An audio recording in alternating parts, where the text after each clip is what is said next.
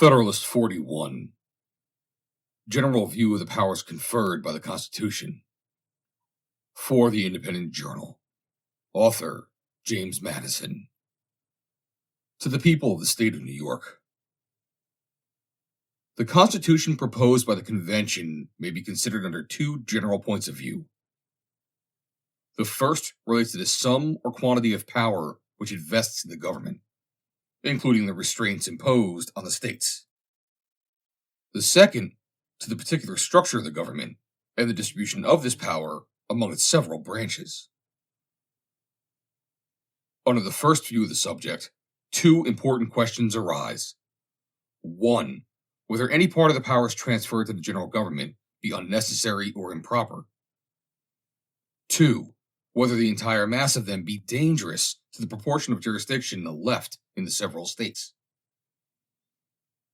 Is the aggregate power of the general government greater than ought to have been vested in it?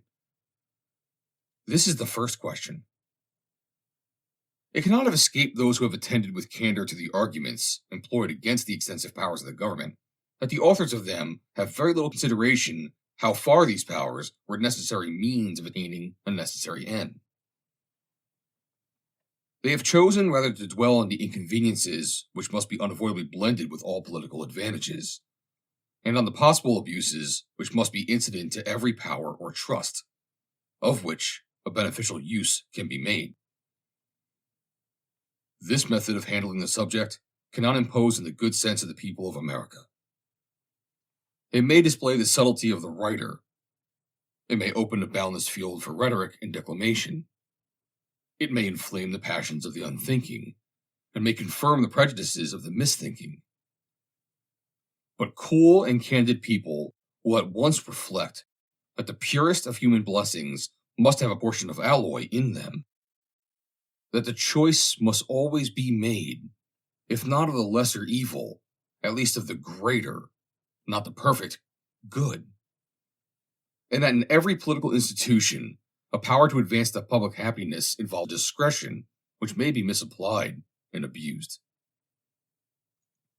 They will see, therefore, that in all cases where power is to be conferred, the point first to be decided is whether such a power be necessary to the public good, as the next will be, in case of an affirmative decision, to guard as effectually as possible against a perversion of the power to the public detriment. That we may form a correct judgment on this subject, it will be proper to review the several powers conferred on the government of the Union, and that this may be more conveniently done, they may be reduced into different classes as they relate to the following different objects. 1. Security against foreign danger. 2. Regulation of the intercourse with foreign nations. 3. Maintenance of harmony and proper intercourse among the states. 4. Certain miscellaneous objects of general utility. 5. Restraint of the states from certain injurious acts. 6. Provisions for giving due efficacy to all these powers. The powers falling within the first class are those of declaring war and granting letters of marque, of providing armies and fleets, of regulating and calling forth the militia, of levying and borrowing money. Security against foreign danger is one of the primitive objects of civil society. It is an avowed and essential object of the American Union. The powers requisite for attaining it must be effectually confided to the federal councils. Is the power of declaring war necessary?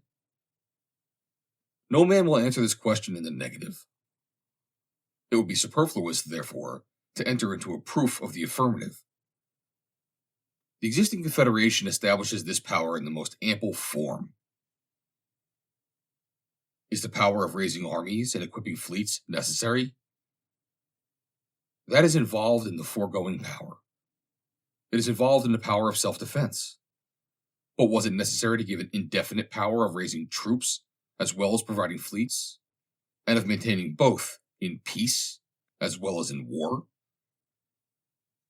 The answer to these questions has been too far anticipated in another place to admit an extensive discussion of them in this place. The answer, indeed, seems to be so obvious and conclusive as scarcely to justify such a discussion in any place. With what color of propriety could the force necessary for defense be limited by those who cannot limit the force of offense? If a federal constitution could chain the ambition or set bounds to the exertions of all other nations, then indeed might it prudently chain the discretion of its own government and set bounds to the exertions for its own safety. How could a readiness for war in time of peace be safely prohibited, unless we could prohibit, in like manner, the preparations and establishments of every hostile nation? The means of security can only be regulated by the means and the danger of attack. They will, in fact, be ever determined by these rules, and by no others. It is in vain to oppose constitutional barriers to the impulse of self-preservation. It is worse than in vain, because it plants in the Constitution itself necessary usurpations of power, every precedent of which is a germ of unnecessary and multiplied repetitions. If one nation maintains constantly a disciplined army, ready for the service of ambition or revenge, it obliges the most pacific nations who may be within the reach of its enterprises to take corresponding precautions. The 15th century was an unhappy epoch of military establishments in the time of peace. They were introduced by Charles VII of France. All Europe has followed, or been forced into, the example. Had the example not been followed by other nations, all Europe must long ago have worn the chains of a universal monarch. Were every nation except France now to disband its peace establishments, the same event might follow. The veteran legions of Rome were an overmatch for the undisciplined valor of all her nations, and rendered her the mistress of the world. Not the less true is it that the liberties of Rome proved the final victim of her military triumphs, and that the liberties of Europe, as far as they ever existed, have, with few exceptions, been the price of her military establishments. A standing force, therefore, is a dangerous, at the same time that it may be a necessary, provision. On the smallest scale, it has its inconveniences. On an extensive scale, its consequences may be fatal. On any scale, it is an object of laudable circumspection and precaution. A wise nation will combine all these considerations, and, whilst it does not rashly preclude itself from any resource which may become essential to its safety, will exert all its prudence in diminishing both the necessity and the danger of resorting to one which may be inauspicious to its liberties. The clearest marks of this prudence are stamped on the proposed Constitution. The Union itself, which it cements and secures, destroys every pretext for a military establishment which could be dangerous. America united, with a handful of troops, or without a single soldier, exhibits a more forbidding posture to foreign ambition than America disunited, with 100,000 veterans ready for combat. It was remarked, on a former occasion, that the want of this pretext had saved the liberties of one nation in Europe. Being rendered by her insular situation and her maritime resources impregnable to the armies of her neighbors, the rulers of Great Britain have never been able, by real or artificial dangers, to cheat the public into an expensive peace establishment. The distance of the United States from the powerful nations of the world gives them the same happy security. A dangerous establishment can never be necessary or plausible so long as they continue a united people. But let it never, for a moment, be forgotten that they are indebted to this advantage to the Union alone. The moment of its dissolution will be the date of a new order of things. The fears of the weaker, or the ambition of the stronger states or confederacies, will set the same example in the new as Charles VII did in the old world. The example will be followed here from the same motives which produce universal imitation there. Instead of deriving from our situation the precious advantage which Great Britain has derived from hers, the face of America will be but a copy of that of the continent of Europe. It will present liberty everywhere crushed between standing armies and perpetual taxes. The fortunes of disunited America will be even more disastrous than those of Europe. The source of evil in the latter are confined to her own limits. No superior powers of another quarter of the globe intrigue among her rival nations, inflame their mutual animosities, and render them the instruments of foreign ambition, jealousy, and revenge. In America, the misery springing from her internal jealousies, contentions, and wars would form a part only of her lot. A plentiful addition of evils would have their source in that relation in which Europe stands to this quarter of the earth, which no other quarter of the earth bears to Europe. This picture of the consequences of disunion cannot be too highly colored or too often exhibited. Every man who loves peace, every man who loves his country, every man who loves liberty ought to have it ever before his eyes, that he may cherish in his heart a due attachment to the Union of America, and be able to set a due value on the means of preserving it. Next to the effectual establishment of the Union, the best possible precaution against danger from standing armies is a limitation of the term for which revenue may be appropriated to their support.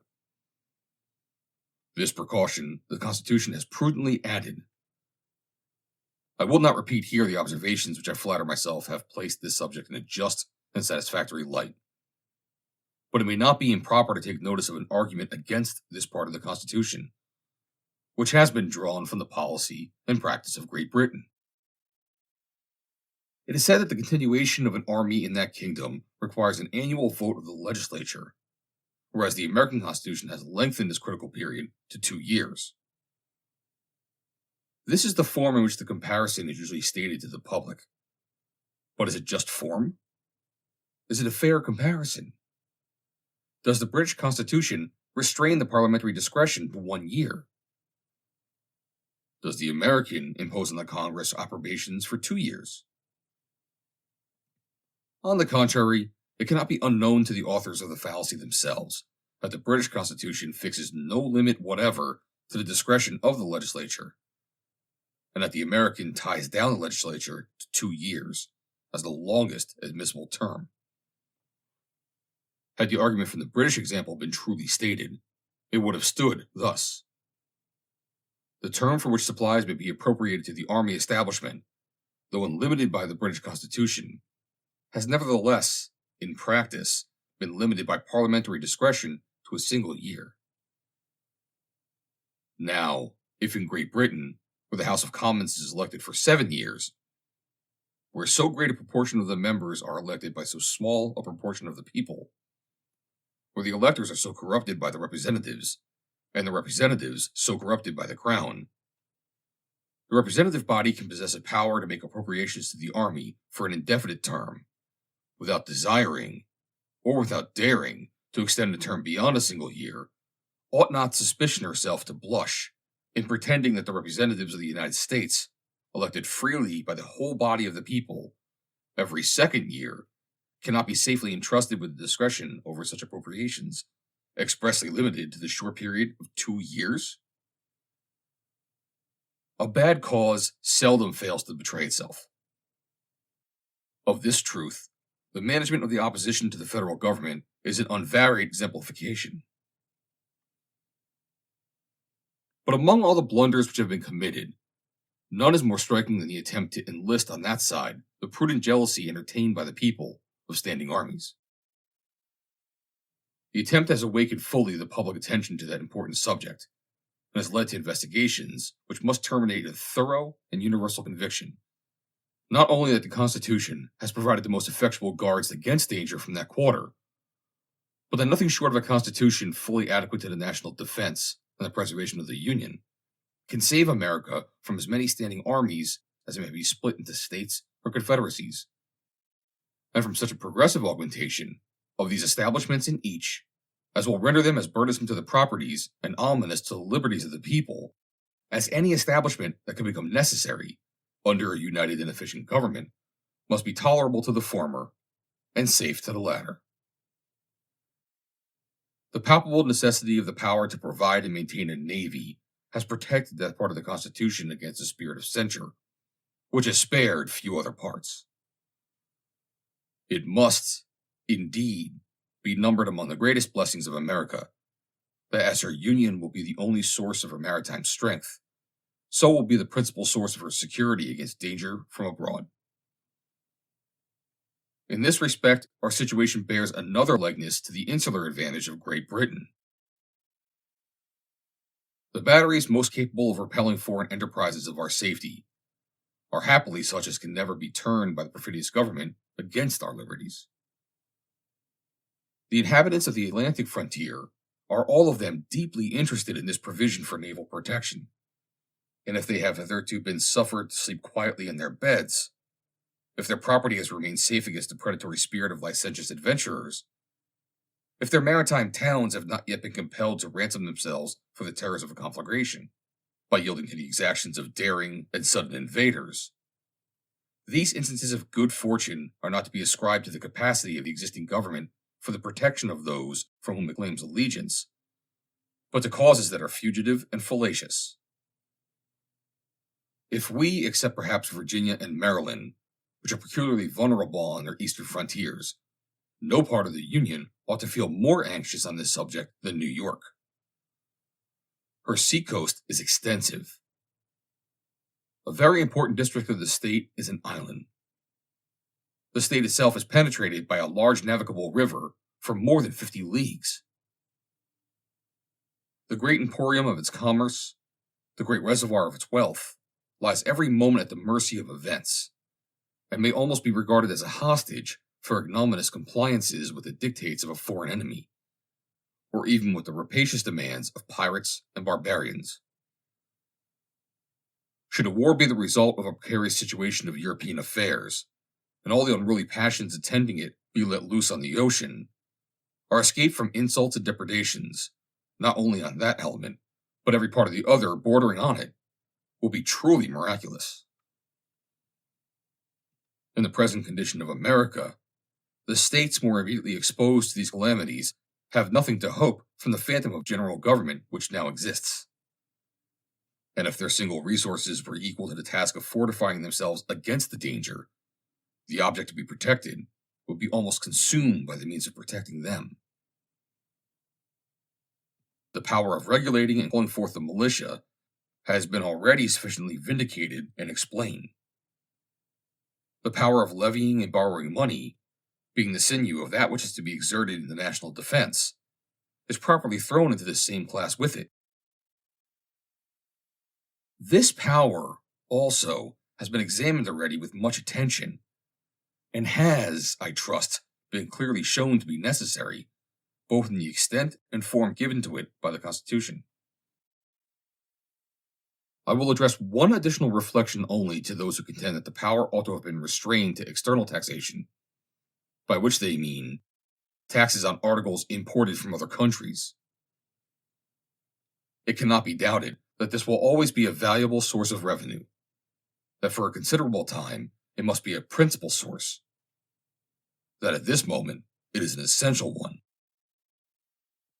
But we may form very mistaken ideas on this subject if we do not call to mind in our calculations that the extent of revenue drawn from foreign commerce must vary with the variations, both in the extent and the kind of imports, and that these variations do not correspond with the progress of population, which must be the general measure of the public wants. As long as agriculture continues the sole field of labor, the importation of manufacturers must increase as the consumers multiply. As soon as domestic manufacturers are begun by the hands not called for by agriculture, the imported manufacturers will decrease as the number of people increase. In a more remote stage, the imports may consist in a considerable part of raw materials, which will be wrought into articles for exportation, and will, therefore, require rather the encouragement of bounties than to be loaded with discouraging duties. A system of government, meant for duration, ought to contemplate these revolutions and be able to accommodate itself to them.